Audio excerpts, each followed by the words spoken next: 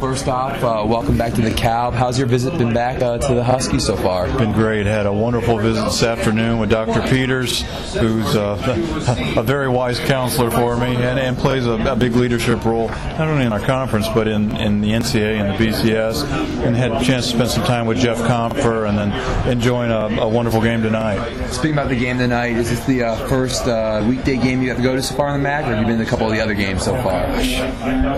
That's a good question. I don't remember. I've been to so many games. I think I've been to some other midweek games, but certainly we're into November and we're into a lot of midweek games. Talking about midweek games, what have you thought about the attendance so far for the MAC programs during these games? Well, you know what, and I've started to study. We've kind of started tracking from 10 years ago, and we've not done all the analysis yet, but you know what we're really finding is, by and large, the attendance for the midweek games tends to mirror to a large extent what goes on during the regular season. If teams having a good year, if they're drawing well, they're probably going to draw well in the midweek. If they're not having a very good year, they're probably not going to draw well there. So, you know what, certainly at certain schools, depending on traditions here, we're in DeKalb, where you might hope to pull some people out of Chicago. That probably doesn't happen as often on a weeknight. There's no doubt about it. But by and large,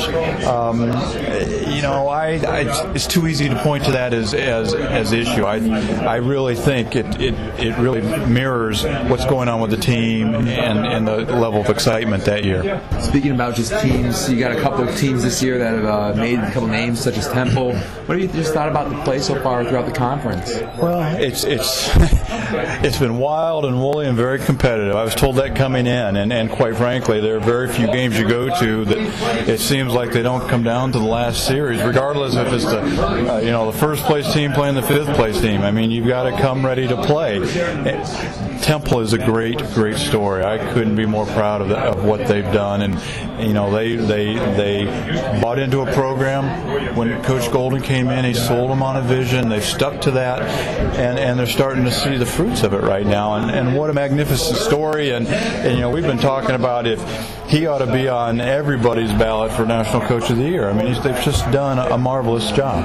Now, I know when we talked earlier in the fall, we talked about that on the east side we have 7 teams, and on the west side we had 6 teams, and there might be some possible future discussions. Has anything started on that yet? No, and I don't know whether that will or not, or at what time. You know what? We've got 13 teams, and it's worked. And that's the important thing. And so let's keep it working.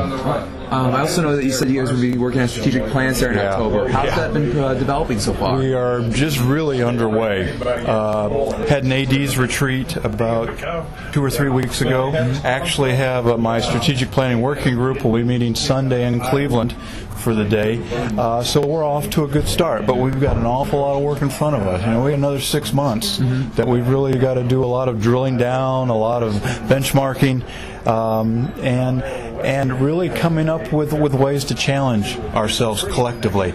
But I'm very optimistic, and I'm pleased with what I see so far. What was that retreat like for you, the ADs and yourself? It was great. It was we did it in Cleveland, and you know what? It exceeded my expectations. Everyone was engaged, and the enthusiasm from that group. And it's not always easy to get enthusiastic about strategic planning because it's hard and things like that. And they dug right in, and they really are relishing the challenge in front of them, and looking forward to, let's all put together a program that we're excited about, and then let's go toward it. Are there any specific goals you have for this upcoming meeting of what you guys want to achieve at all? Yeah, within every set of meetings, particularly this, you want to take one more step. This step, we really want to drill down a little further and pretty well identify the strategic goals we want to lay out, and then from that come your objectives and come your specific plans of attack. But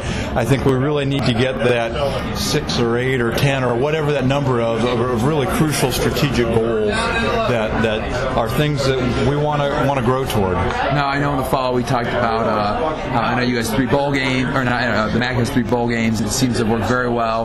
But I've heard some rumblings of a possible 4th eventually. Have you heard any of those rumblings about building a fourth bowl game for the MAC? I probably heard all the rumors. You know what? We have been talking with a lot of bowl entities about both primary and secondary agreements. We don't have anything to announce at this point, but we continue to be in conversations and optimistic about what the future might hold in terms of our bowl relationships. Looking at this year, do you think you'll have maybe 4 or 5 teams entering the bowl games? Well, we're certainly going to have 4, 5, 6 teams bowl eligible, I think. The question is, will there be those open slots? Right now, it's not tracking like there will be as many open bowl slots as there were a year ago, but it's still awful early on that. And we're tracking that. We meet our ADs in our office. We sit down every Monday in a teleconference and lay out what's going on in FBS football, plotting what's going on in every conference, what are the relationships, where are we tracking where some holes may occur, and then we start, we've got institutions that start putting together marketing materials, information about their teams as we're reaching out, because we're in virtually daily contact with any bowl that we're projecting could possibly have an opening to keep our names and our faces in front of them. So it sounds like not only is it every team in the MAC is working for themselves in the bowl, but the MAC itself is working as a unit to try to get as many teams as possible. Well, absolutely. I think we want to try and put as many teams forward as we can, if it makes sense financially, and that's a critical piece of making sure we can put together deals that make sense for our institutions. All right, one last question. I know in the fall I asked you to give me a prediction before field here at the MAC Championship, and you said you had no clue. Can you at least narrow it down to a couple teams you think who might make it there? Well, I think you'd look at the West, you'd probably be pointing at Northern Illinois, you'd be pointing at Central Michigan. On the East, you're certainly going to talk about Temple, you're going to talk about Kent.